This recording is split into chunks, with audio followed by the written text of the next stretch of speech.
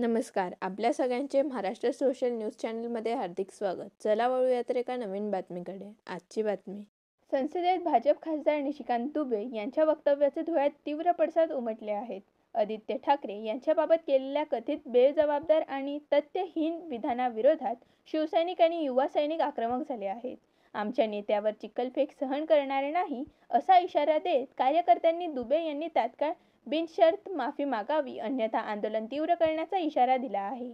दुबे यांनी संसदेसारख्या पवित्र सभागृहात पुराव्याशिवाय वक्तव्य करून संसदीय मर्यादा भंग केल्याचा आरोप करण्यात आला. तसेच आदित्य ठाकरे यांच्या वाढत्या लोकप्रियतेमुळेच असे राजकारण होत असल्याचीही टीका करण्यात आली.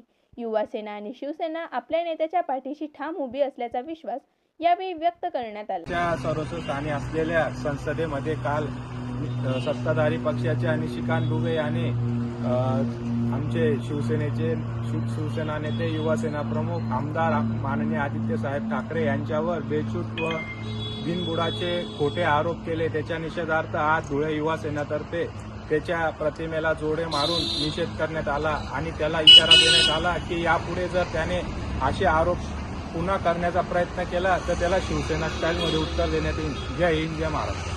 बातमी आवडल्यास चॅनलला लाईक व सबस्क्राईब करा व दररोज अशा नवनवीन बातम्या पाहण्यासाठी चॅनलला फॉलो करा. धन्यवाद.